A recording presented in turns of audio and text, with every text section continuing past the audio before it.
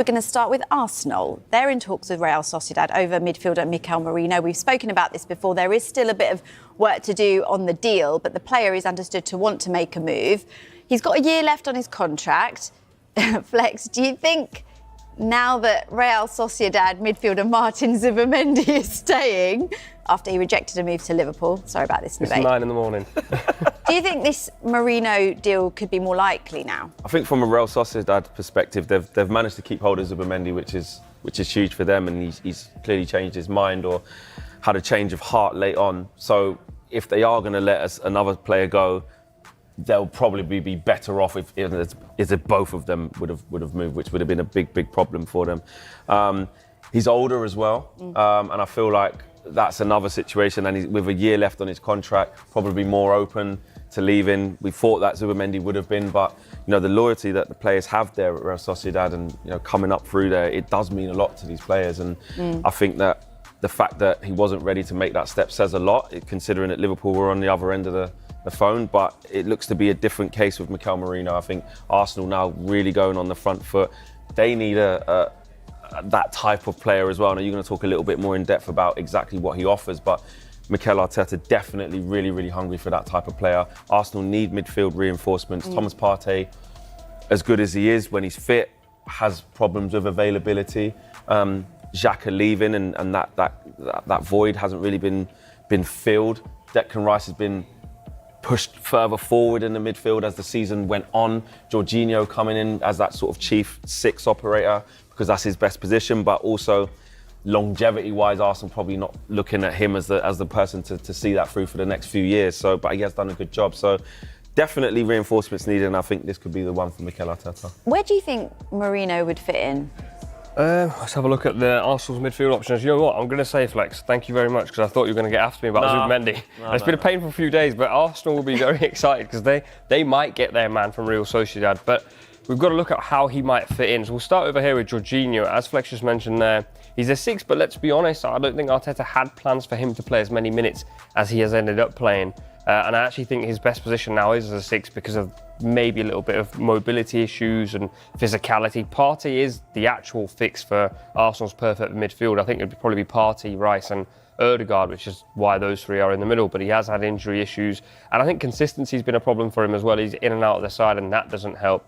And then your main two, Ødegaard and Rice, I think they both have reached levels now where you're looking at two of the best players in their positions. And so they are undeniably going to play every minute for Arsenal, or at least every minute when they're fully fit. Ødegaard on that right side combines so well with Saka and Ben White, and that is a huge strength of Arsenal's. And Rice on the other side probably isn't made for that left side 8 position where Xhaka was, and certainly not in the way that Arsenal used to play, because I think that's where Arsenal's one of their strengths was Xhaka played on that left-hand side, and it allowed Zinchenko, whoever played left back, to get beyond or tuck in, but it also really benefited Martinelli.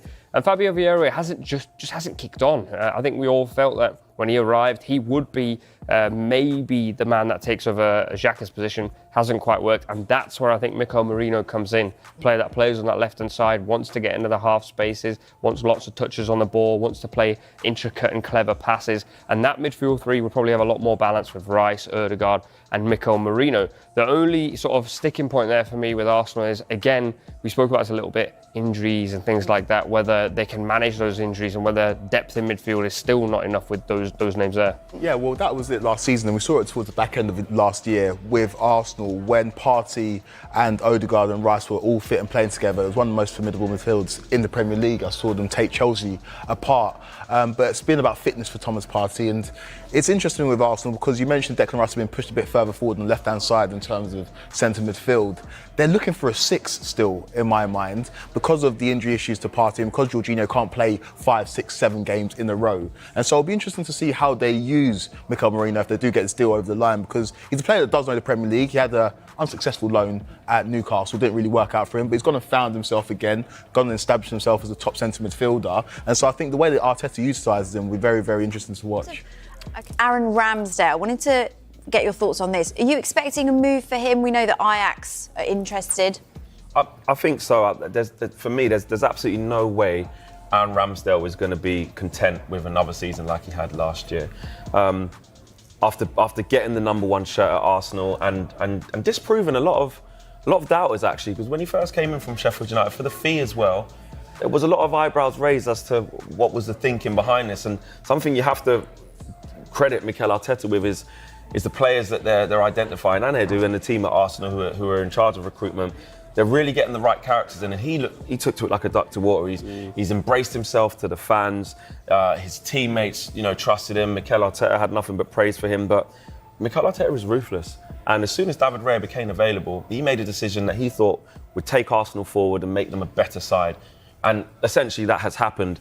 But for Aaron Ramsdale, he's got aspirations now, having had a taste of it in the Premier League at the top side of it, of playing at that level. And he will back himself to have aspirations to be a Premier League number one. I know we're talking in terms of Ajax here, and what does that mean for the England team? And you spoke about it on a different show, Quaker, of it doesn't necessarily transmit to, it strengthens his chances if he goes to Ajax, but I think for him now, he needs to go somewhere where he can be the number one. Now, actually, what's quite interesting is where does he go if it is the Premier League?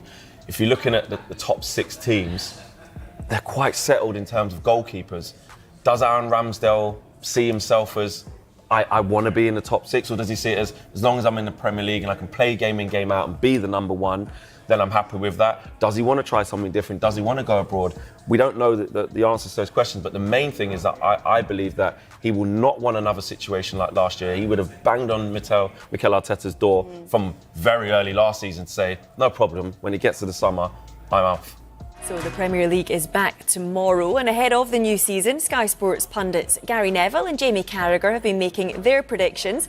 Mikel Arteta's Arsenal pushed Manchester City close for the title in the last 2 campaigns, and Neville thinks this year they'll finally go one better. I think Arsenal, I went Arsenal last year. I think that they're on that sort of, if you like, upward trajectory, and I think they're getting better every single year. Obviously, they're up against one of the great sides that this league has ever produced in Manchester City and Pep Guardiola, so it's always going to be tough. But I feel like they've got stability with the manager, they've got stability in the team, they're getting better.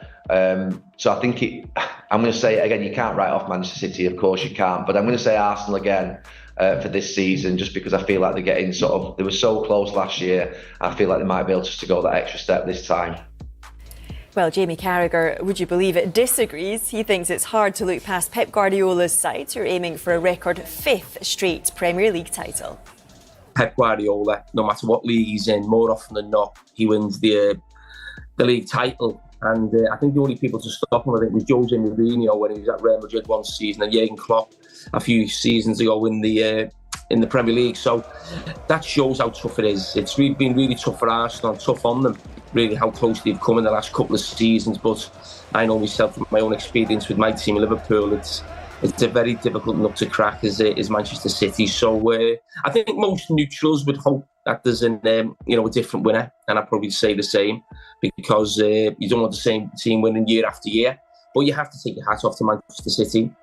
The job Pep Guardiola's done on the team that they've got, they're still the team to beat. Well, Neville is confident that Manchester United are moving in the right direction after a busy summer transfer window. He thinks the additions of Matthias de Ligt and Nusret Mazraoui could deliver the defensive reinforcement that Erik ten Hag needs. No doubt if he has a really poor start and the results are the same as last year, then he'll come under massive pressure very quickly. But I'm actually quietly optimistic about Manchester United. I just think that the signings that they're bringing in are of a different profile than they have in the past, and they won't make, the group of people now are at the club, from owner down to sporting director, technical director, CEO, will not make the same mistakes that Manchester United have made in the last 3 or 4 seasons, where they have wasted money. And they've made signings that you knew at the time were going to bring pressure to them at some point. I think the profile of the players that they're bringing in is the right profile. They need a younger, quicker, more athletic, energetic football team. And I think that's what you're going to see from Manchester United this year. There's still an imbalance in some parts of the team that need to get better. Worries about, obviously, Luke Shaw, who's now injured at left back, and who's going to play there. Potentially up front, if Højlund does continue, with his injury. Obviously, United are short up there. But just generally, I think that they're in a better situation than they were last year. Yeah, not long to go now. The Premier League season begins tomorrow night live on Sky Sports as Manchester United host Fulham in the Friday night football. Start with Manchester United, who begin their Premier League campaign against Fulham tomorrow, and you can see it live on Sky Sports. We heard from Erik ten Hag earlier. Let's hear from our senior reporter, Melissa Reddy, right now. Melissa, before we get into ten Hag not being ready, I hope you are, but let's talk about how active United have been in the transfer market. We've seen Matthias de Ligt come in. We've seen Nusa Mazraoui come in. Are we expecting debuts? Well, the pair got their first taste of the trademark Manchester weather today, actually. And Erik ten Hag has said they will be in the squad. But are they ready to start? Now, De Ligt and Mazraoui have been part of every training session since they arrived, so fitness is not the issue, but it's how sharp they are in relation to the other options that could make that first 11, and whether they've actually been able to, in what has been a very short period, build up any combination play, chemistry with their teammates, all of these which are quite vital to getting off to a great start in the Premier League. Now, the benefit for both players is that they're very familiar with what Ten Hag requires, both in and out of possession. They're both also very progressive players, so they do suit him. Could that be worth the risk?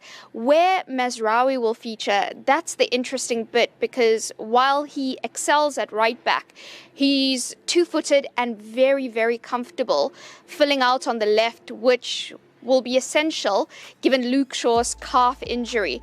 Now, Ten Hag doesn't want to rush Luke Shaw back, and he's got quite a few solutions there. So he's explained to us just what he can tinker with there in order to give Shaw the time to recover. We're looking forward, of course. Luke Shaw, very important player for our team. So yeah, he's massive important, so we want to get him back as soon as possible, but we can't force this process. We can sort problems over the left side. With, for instance, Licia Martinez, also Diogo Dalot is capable to play there. But with Mazraoui we have an additional one who can fill in that position as long as Luke Shaw and Tyrone Malacia are not available. Now, Melissa, it's no surprise that the Premier League starts tomorrow. We've all known that, but Ten Hag has said he's not ready. Should Manchester United fans be concerned about that? No, I think it's quite honest and actually quite normal. A lot of managers across the Premier League will be feeling like they're not ready for their perfect starting lineup or to enact their vision in just the way they want to, because it's not been an ideal preseason given the tournament football, which means managers haven't had months and weeks to work with their full complement of players. They've had pretty much shy of 10 days to get back just to the training pitches, work on drills. Obviously, two signings that we mentioned coming in right on the eve of the season, so it doesn't give them enough time to acclimatize and be ready to start as strong as they want. United have also had major injury blows to Lenny Yoro and Rasmus Højlund, which has also knocked them back. Luke Shaw, as we mentioned as well, unavailable.